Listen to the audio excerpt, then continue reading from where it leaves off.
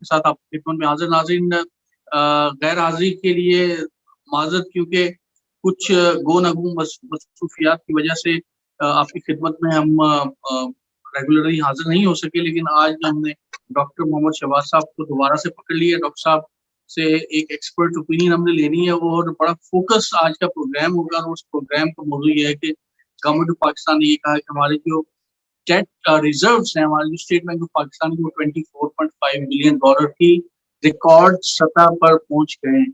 और गवर्नमेंट के spokes person का ये कहना है कि ये डेट्स जो है ये हमारे जो रिजर्व्स हैं इससे पहले इस लेवल तक नहीं पहुंचे हैं और शायद गवर्नमेंट को अब IMF की तरफ भी ना जाना पड़े। इसके साथ साथ गवर्नमेंट के जो स्पोक्स पर्सन है वो ये भी कह रहे हैं कि हमने बजट में किए गए अपने वादों को पूरा कर दिया, कोई मिनी बजट नहीं आ रहा और हम कोई भी किसी किस्म के बजट में रिविजन नहीं कर रहे हैं।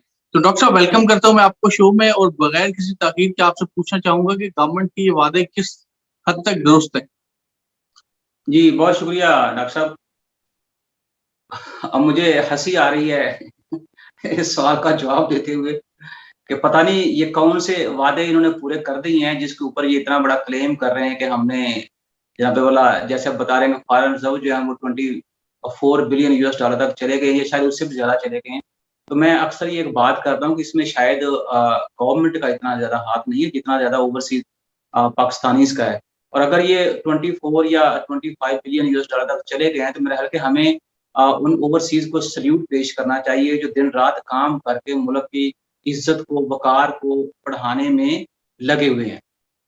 और मैंने शायद पहले भी जिक्र किया था आपके प्रोग्राम के थ्रू कि ये जो हमसे इन्होंने कहा है जी हमने करंट अकाउंट सारा जो है उसको हम सरप्लस में ले गए, उसमें भी पोर्शन जो है वो ओवरसीज पाकिस्तानी का जो फॉरेन रेमिटेंस है उसका है। तो वो भी वादा इनका झूठा था जो हमसे ये मतलब कि वो हमें शैडो दिखाते रहे। दूसरा, अगर आप आ जाए ट्रेड डेफिसिट की तरफ, वो आपके सामने सिचुएशन, आप भी इकोनॉमिस्ट हैं, मैं भी इकोनॉमिस्ट हैं, जो जो इकोनॉमिक एक्टिविटी जो है वो एक्टिवेट हो रही है, बूस्ट हो रही है, तो आपको पता चलता जा रहा है ट्रेड डेफिसिट पाकिस्तान का बढ़ता जा रहा है। अब खाली ये बता देना कि 25 बिलियन जो है हमारे फॉरेन रिजर्व्स हो गए और हमें IMF की तरफ नहीं जाना पड़ेगा, शायद हम ना जाएं, क्योंकि उसमें भी देखें इन्होंने लफ्ज शायद का इस्तेमाल किया है। तो इसका मतलब कि गुंजाइश है वापसी मुड़ने की, क्योंकि हम वापसी मुड़ने में या यू टर्न लेने में तो आपको पता है कि हम बिल्कुल देर नहीं करते। तो मैं शायद इनकी इस बात को इत्तेफाक नहीं करूंगा। जहां तक मिनी बजट की बात है मेरे भाई, आपको ही पता है कि हमने कुछ 2-4 प्रोग्राम भी इसके ऊपर किए थे। जिस दिन बजट रिलीज हुआ था उससे अगले दिन ही पेट्रोल की प्राइसेस के अंदर इजाफा हुआ। तो बजट, मिनी बजट, वो तो उसी दिन से शुरू हो गया है। अब पता नहीं शायद उसको ये एक होती है तकलीफ की ज्यादा शिद्दत, एक तकलीफ की कम शिद्दत होती है। तो मेरा ख्याल है ये तकलीफ की जो कम शिद्दत है ना उसको ये महसूस ही नहीं करते, उसको तकलीफ कहते ही नहीं है, क्योंकि मेंटली तौर पर हम आवाम जो है या हमें इतना उन्होंने ज़हनी तौर पर तैयार कर लिया है कि छोटी मोटी बात है तो उसको हम कंसिडर नहीं करते। तो मिनी बजट जो है वो अक्टूबर से भी आएगा, जब आपने बिजली की कीमतों में 2.97 पैसे का इजाफा किया है। तो उसके बाद भी पेट्रोल की प्राइसेस बढ़ी हैं और उसके बाद भी चीजें चल रही हैं ऐसी। पर आप कैसे कहें कि फार्मास्यूटिकल इंडस्ट्री में देखकर टैक्स लगने से दवाइयां महंगी हो गई हैं। आप कह सकते हैं कि जनाबे वाला मिनी बजट नहीं आया। आप महंगाई जो डे बाय डे, आज भी मैं अखबार में पढ़ रहा था कि चीनी 6 रुपए किलो महंगी हो गई है, कुकिंग ऑयल जो 30 रुपए किलो महंगा हो गया। तो क्या आपके नजदीक ये मिनी बजट नहीं है? इसका जवाब मेरे ख्याल में ना ही होना चाहिए। मैं नहीं समझता कि ये जैसे कह रहे हैं कि मिनी बजट नहीं आएगा। मिनी बजट बजट के दूसरे दिन बाद ही शुरू हो गया था सर। तो आपका ये कहना है कि मिनी बजट गवर्नमेंट ने बजट के दूसरे दिन से ही लाना शुरू कर दिए थे और ये सिलसिला जारी रहेगा? जी बिल्कुल ऐसे ही है। देखें, जब बजट रिलीज हुआ था तो ये कह रहे थे कि हम इन्फ्लेशन जो है वो 8 से 9% पे ले आएंगे। और मैंने आपके प्रोग्राम में ये कहा था कि पाक में इस वक्त इन्फ्लेशन जो है वो 15 से 16% एग्जिस्ट कर रहा है, जो अब 17% से भी ऊपर हो गया है। तो क्या मिनी बजट जब आते हैं तो इन्फ्लेशन नहीं बढ़ता? आप मिनी बजट जब ना आए तो इन्फ्लेशन तो वो आपका कंट्रोल होना चाहिए। लेकिन यहाँ तो मिनी बजट की वजह से डे बाय डे इन्फ्लेशन बढ़ता जा रहा है। आज की जो वीकली रिपोर्ट है FBR की, मेरे ख्याल में इस गवर्नमेंट की कली खोलने के लिए वही काफी है कि जो बताती है हर वीक में आपको कि जहाँ पे वाला इस हफ्ते इतना इन्फ्लेशन रहा। जैसे आज का अगर हम पढ़े, इस वीक में 0.58% इन्फ्लेशन बढ़ा है और जिसमें 23 जो कंज्यूमर आइटम की प्राइस में इजाफा हुआ है। तो ये मिनी बजट नहीं था और क्या है? तो डॉक्टर साहब, फिर ये तो बड़ी खतरनाक सूरत हाल है। तो आप क्या कहते हैं कि आइंदा आने वाले दिनों में ये जो रिजर्व का बहुत बड़ा जो ये कह रहे हैं कि जी हमने $24.5 बिलियन के जो रिजर्व इकट्ठे कर लिए हैं, तो क्या इन रिजर्व्स के इकट्ठे करने का कोई फायदा नहीं है, या क्या ये रिजर्व्स वो है नहीं जो गवर्नमेंट बता रही है? तो ये तो एक बड़ी अमाउंट है, इसका कुछ ना कुछ तो ये किसी न किसी चीज के नतीजे में आई होगी, या इसका कुछ ना कुछ फायदा तो होना चाहिए। देखें जी, रिसर्च भरी पड़ी है पाकिस्तान के अंदर, स्पेशली इस इश्यू के ऊपर कि जब भी कभी तेल की प्राइसेस बढ़ती हैं या बिजली की प्राइसेस के बढ़ने से इन्फ्लेशन जब वो शूट करता है, लेकिन जब पेट्रोलियम की प्राइसेस नीचे आती हैं या बिजली की प्राइसेस नीचे आती हैं, हालांकि बिजली की प्राइसेस कभी नीचे नहीं आई तो इन्फ्लेशन कम नहीं होता, बल्कि इन्फ्लेशन अपनी उसी सतह पर रहता है।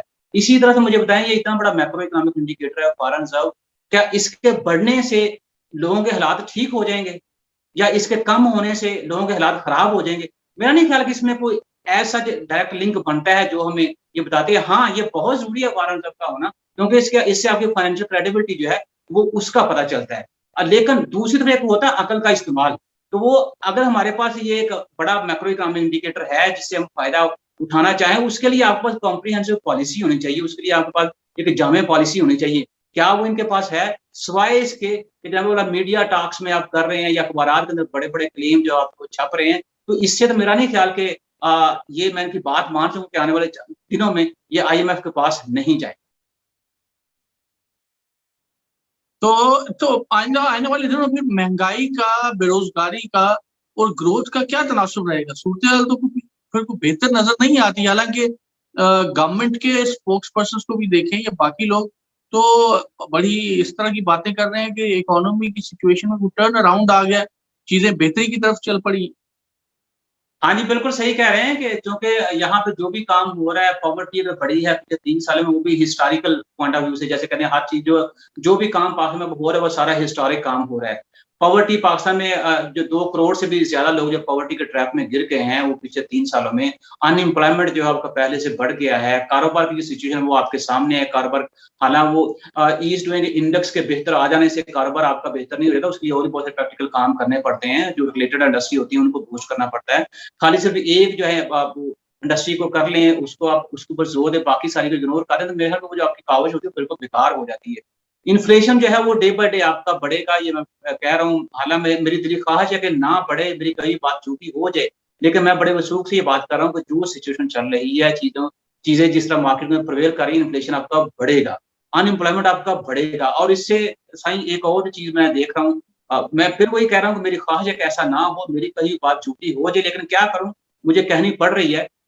मुल्क में आने वाले दिनों में आप देखिएगा फ्रस्ट्रेशन बढ़ेगा, मुल्क में इकोनॉमिक मिजरी बढ़ेगी और ये सूरत जो है बड़ी इस गवर्नमेंट के लिए खतरनाक होगी। और जब पहले मैं अपने प्रोग्राम में जिक्र कर चुका हूँ, इस गवर्नमेंट के 2 बुनियादी मसाइल, उसमें बल्कि एक मैं ज्यादा बड़ा मसला समझता हूँ इन्फ्लेशन जो है। अगर ये इन्फ्लेशन कंट्रोल कर लेते तो मैं समझता हूँ 50% गवर्नमेंट का प्रॉब्लम जो ऑटोमेटिकली हल होते हैं, लेकिन ये उसमें मुझे नाकाम नजर आ रहे हैं, क्योंकि अब इन्फ्लेशन का जिन जो है वो कहने को तो ये कहते हैं, लेकिन वो प्राइम मिनिस्टर साहब जो है वो आईएमएफ के सामने भी खड़े हो गए हैं, महंगाई के सामने भी खड़े हो गए हैं। और मसला ये है, उस खड़े होने का ट्रिकल डाउन इफेक्ट जो आम आदमी तक पहुंचना चाहिए। और मैं नहीं समझता कि जो इन्होंने अपना चैंपियन छोड़ा है कि वो इन्फ्लेशन जैसे जिन को बोतल में काबू कर लेगा, तो मेरे ख्याल में इनको बोतल बड़ी करनी पड़ेगी, जिन अब इतना ज्यादा बड़ा हो गया है।